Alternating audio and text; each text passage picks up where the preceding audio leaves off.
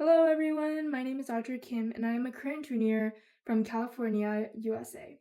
It is my honor to be able to share my story in the form of a health narrative through Columbia University's International Young Researchers Winter Conference of 2025. My health narrative is titled Wings of Freedom and is heavily inspired by my personal experience living with a patient with a neurological disease. And that would be my mom, who was diagnosed with young onset Parkinson's disease in 2021. Before I begin my health narrative, there are a few quick things I would like to cover. First, I would like to establish what PD is, a progressive neurological disorder that primarily affects mobility. It is caused when neurons in the part of your brain that controls motor ability, called the substantia nigra, begin to die, causing a drop in dopamine levels. This decrease is what essentially causes symptoms like tremors, bradykinesia, and changes in gait, and a lot more less obvious symptoms. My health narrative shares the transformed relationship between me and my mom that I have observed and recorded over the years since her diagnosis, and how this disease has majorly impacted the emotional setting of our household. I will now begin my health narrative. We live with birds. Our backyard is a little haven for songbirds who come to feed from our bird feeders. The countless feeders hang like colorful ornaments, swaying from the branches of our avocado tree, which grew in the middle of our backyard lawn. The birds dance for us. The hummingbirds have a silent beauty to them, moving with delicacy and agility. If you look very intently, you'd catch the blue or red shimmer on their necks, like a silent hint at the fleeting moment in time. I used to gaze up at the vast array of creatures in flight, winged ambassadors of freedom, each singing a song of their own. Back then, my 9-year-old self was absolutely delighted. Watching those birds fly, I joyfully mimicked them, flailing my feathers, spreading my own wings, and soaring above the clouds. Their freedom was my joy. It was an early summer evening. The air was clearer than it was in the morning, and a silent breeze ushered the tinkling of our wind chimes. The cooing of morning fowls seemed to merge with the chiming, producing a harmonic melody. My mom had always strongly believed in the benefits of daily strolls. Perhaps she was insistently urged by the health podcast she listens to during her early morning rituals, and always brought me along. As we stepped out of the house, I slid into my worn down sneakers, and the soft breeze grazed my cheeks, which turned a bright shade of red. My mother held my hand, her warmth guiding my steps against the soft currents of the wind. But before we could leave the premises of our house, a rather peculiar sight held me back. Nestled between the two thick trunks of our sycamore tree lay a thoughtfully crafted nest. I couldn't see from where I stood, but my mom assured me that the nest housed a family. I couldn't help but feel a sense of adornment. For many weeks, I watched our chirpy new neighbors from my room. Sometimes I would see the mother bird arrive home with a meal, often a squirmy worm, and if I got lucky, I'd catch a glimpse of the little babies too. My mom informed me that they were sparrows, a rather adorable species of fowl, as they were miniature in size. One fateful day, I witnessed an unfortunate scene. On the way out of the house for an adventure in the park, I spotted a small fledgling on the ground right beneath the nest. Upon closer inspection, I noticed that its wing was injured. My heart sank at the thought of it ceasing to take to the skies no longer. A heavy burden had been placed on its wings, and I felt its weight drag me down as well. I quickly called Mom, who came rushing with considerate urgency. For the next few weeks, we tended to the bird, nursing it with delicate care. We had scrapped together a cardboard box with furry bedding, even including a heat source. The bird's distressing posture, as it sat pitifully in the darkest corner of the box during its residency, stirred my own grief. Nevertheless, I devoted my time to caring for it, feeding it, cleaning the box, and even chatting with it from time to time, though it never responded. All to see it fly once more again. Gradually over time, the bird's mobility began to improve, and it became restless within its confinement. Soon, the time came for the bird to claim the skies. It no longer belonged in the confines of our home. In a bittersweet moment, my mother and I released the bird on an early August morning. Although the young sparrow struggled at first, it eventually took flight. In spite of myself, I began to cry tears of joy. In freeing the bird of its burden, I had freed myself as well. Since that time, the nest had slowly eroded, and 3 winters later, not a stick or pebble remained of the former residence. But the family within our own home remained. I had entered high school and was an angsty child. Nothing seemed to relieve my insatiable grouchiness, and my face wore a frown on a daily basis. My once endearing relationship with my own mother had soured into something foreign. I began to sever forms of communication with my mom, choosing instead the asylum of my own constricted mind. Combined with my hot-headedness as well as my mom's increasingly busy work schedule, we naturally grew apart. Despite the souring tale, my own nest, my house, was the embodiment of every sacrifice, memory, and transformation that developed within this household. It was my sanctuary of belonging. Little did we know, a tragic plague was seeping into the walls of our nest. By some weird phenomenon, Mobility seemed to become a growing issue for my mother. It was an oddity I couldn't quite explain, for no one informed me at the time, but amidst a feeble relationship, I chose to brush it off. I truly believed that by ignoring such things I could escape them, but this time I couldn't. I began to notice slight changes in her gait, and she walked as if she were on a slanted axis. There were slight tremors in her fingertips. It wasn't anything serious, of course, merely an inconvenience at the time. I found it strange how it was only affecting one side of her body, which caused her to lean more towards the right than the left, and her beginning symptoms were quiet, no more than a breeze rustling the twigs of her nest. Eventually, the soft winds turned into stronger gusts. Her balance was severely impaired, and she became heavily dependent on my busy dad to support her daily errands. She was often fatigued, yet no amount of exhaustion seemed to still her restless body. We began to grow more weary and frightened, fearing the start of a rather destructive storm upon us. My parents began to search for answers, but after many hopeless visits to a variety of doctors, no one seemed to know what was wrong with her. This only added fuel to their anxiety.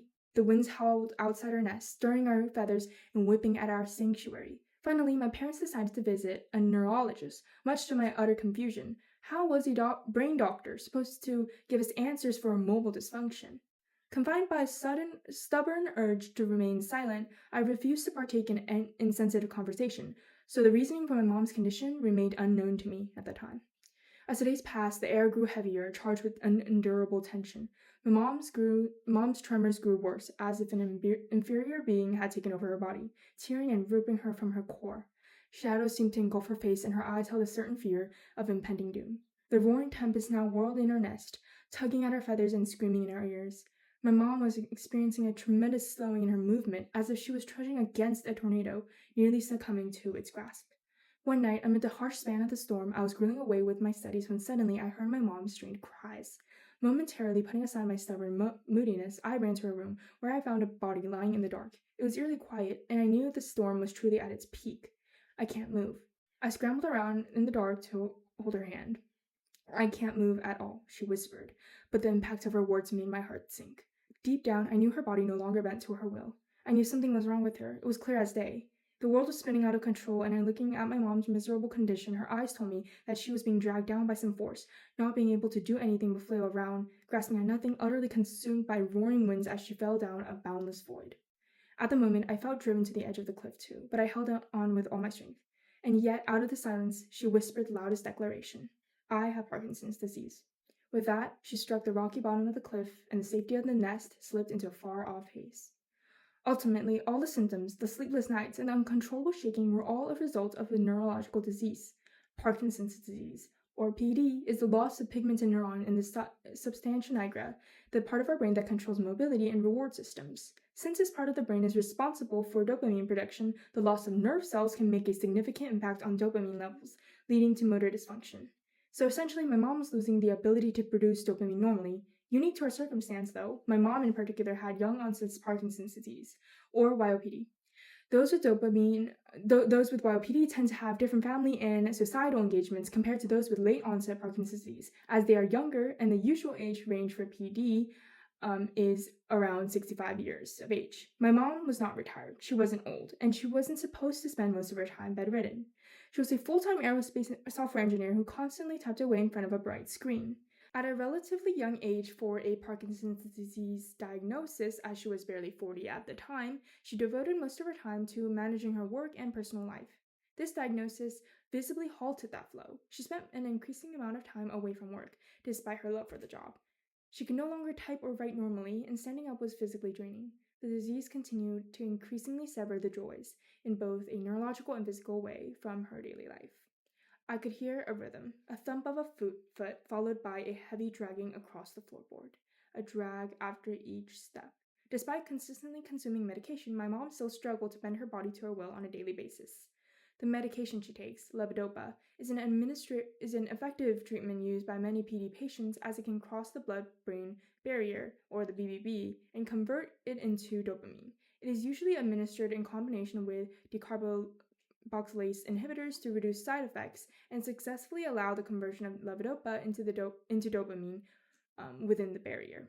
Our kitchen counters are often littered with the same deep green bottles.